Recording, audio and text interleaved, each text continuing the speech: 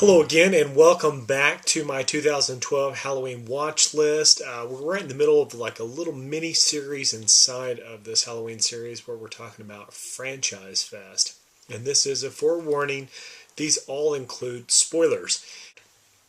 Okay, last time we left off, we were talking about Halloween 5 had a very strange ending where Michael Myers was finally captured and then rescued by this mysterious man. That leads us to the next installment, which is Halloween 6, The Curse of Michael Myers. This came out way after Halloween 5, not a long time, like so long that you would have completely forgotten the characters, but in terms of how that ended, I expected a sequel within, like 2 years. Kind of explain what was happening. Actually, what we got was a sequel that was about, I think, 6 years later, and I don't know how many incarnations of this that they actually were weighing upon script-wise before they finally came down on this one, but it's a very odd choice. Some of the things are kind of explained, but for the most part, this is kind of a strange mixed bag of what it could have been and what it is. What they tried to do in this story is not only explain where the time has gone in between now and back in Halloween 5, but also all that mysterious thing about the Man in Black.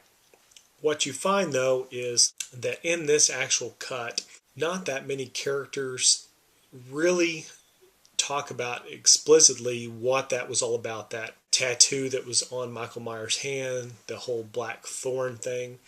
But there is a discussion about going back to Michael Myers' beginnings and how he was affected at the hospital. And it's very odd. It's hard to describe what the intention of this could have been versus what it actually turned out to be. Because you really can't talk about this movie without talking about what happened, which is this got a major cut. Before I get directly into what happened in that cut, let's just say that for all intents and purposes, this is basically the first big major studio version of Halloween. But they also went through the rigmarole of doing screenings and things like that. And apparently there was a lot of issues with the decision to make this movie, even though it's kind of after the fact. The movie that they end up having didn't screen very well, and they opted to go back and recut it. They slashed it way back. But let's talk about the story itself. What you have is you have Michael Myers has been gone this whole time. We're going back to Haddonfield. It's actually Laurie Strode's family, but it was like an aunt and uncle and people like that. It's not her direct family like we've seen the other ones. These are the Strodes that end up taking the house after this house goes through all the crimes of the previous versions. So what you've got is you've got a new set of Strodes. And then you're asking yourself, okay, well, didn't we kind of not really know anything about these people? What happened to the character Jamie? Oddly enough, they elect to basically do away with the Jamie character. It's kind of the same feeling I got when I was wondering why they did away with one of the main characters from number 4, when in number 5 they basically just axed her to throw in a fill-in character.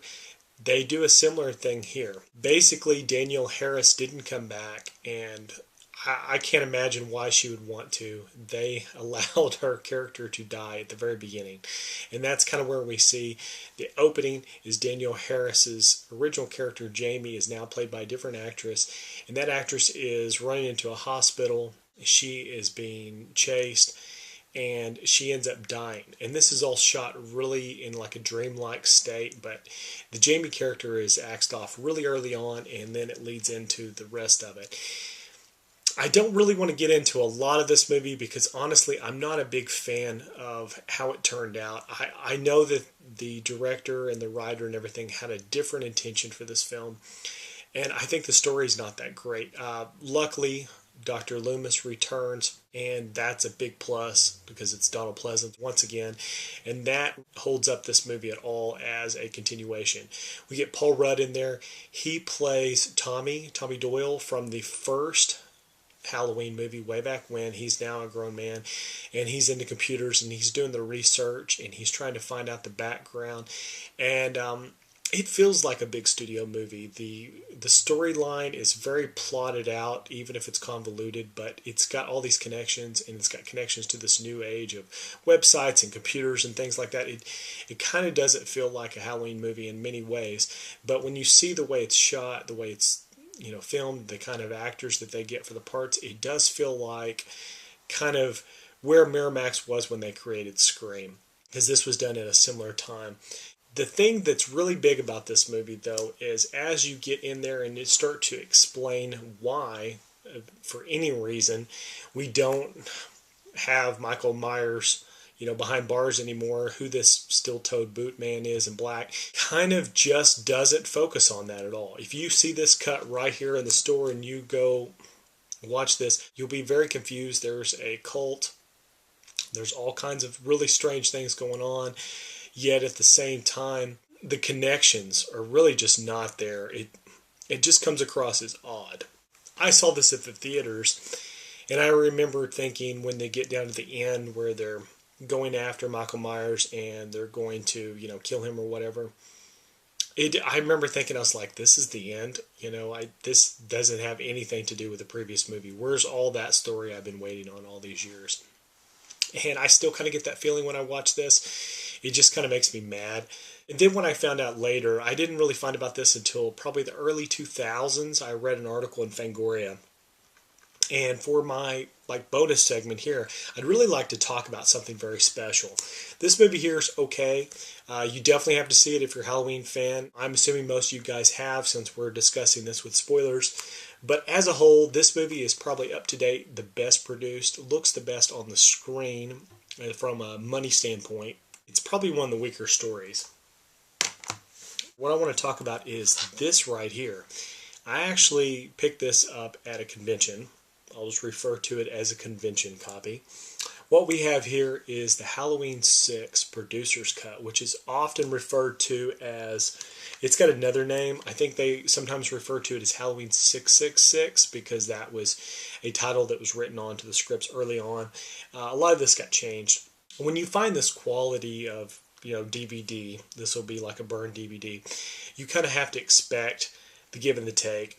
Most of the movie is DVD quality, and then it'll switch to things that were taken from dailies, VHS tape quality, early cut stuff that has been passed around.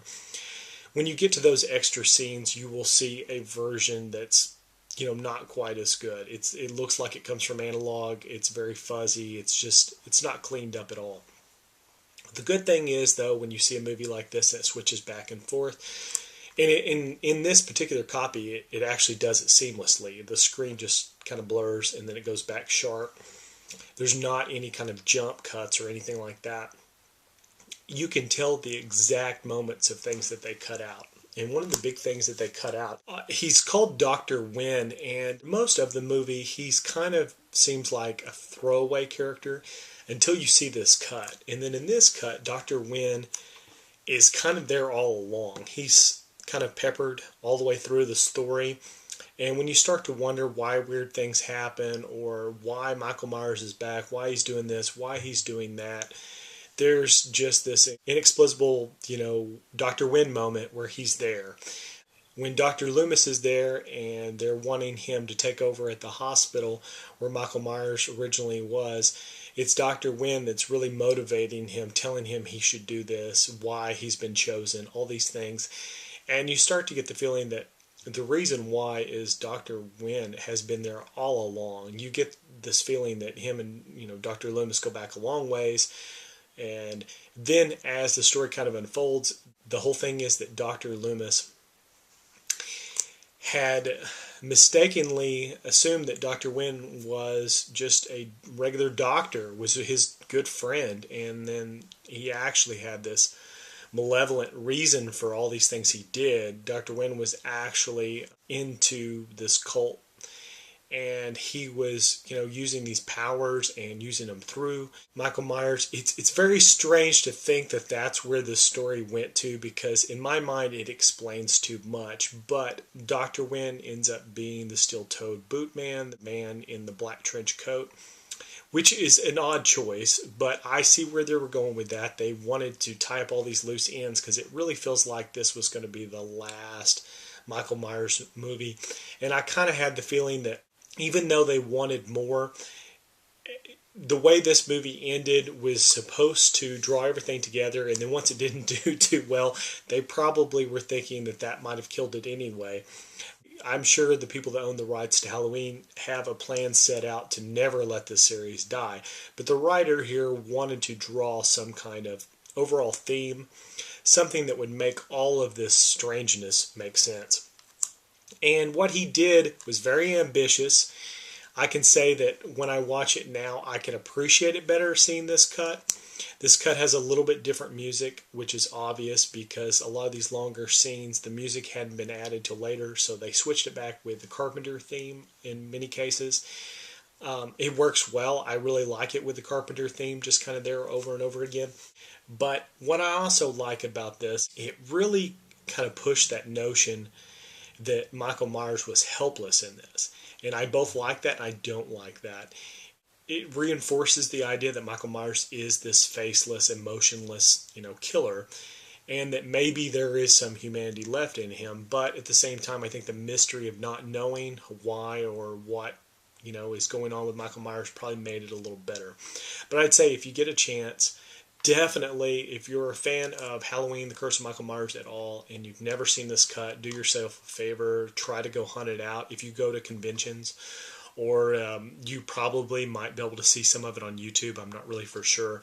The best way, though, to look for this is probably conventions. A lot of conventions have stuff like this. I've heard mixed things about whether or not Miramax is going to eventually release that.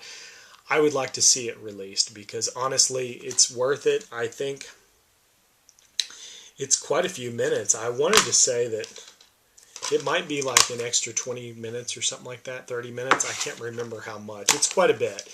But it's got a very similar case cover here. And it's just always referred to as the producer's cut or Halloween 666. But it's the one that has the most amount of stuff about the Thorn symbol and the cult side of it and how they were controlling Michael Myers. And I think really that story could only make sense with it. Whether you like that part of the story or not is up to you. I will go ahead and end today's video there. I kind of have a feeling that that's the only way you can discuss that particular movie. The next two movies go together well in the movies after that. So I'll go ahead and stop it here, and I will see you guys again tomorrow, where we'll pick back up and we'll start with the new set of Halloween movies that were done. And this kind of was like, I guess you could say, the third push to kind of jumpstart the Halloween series. So I will see you guys again tomorrow. All right, bye.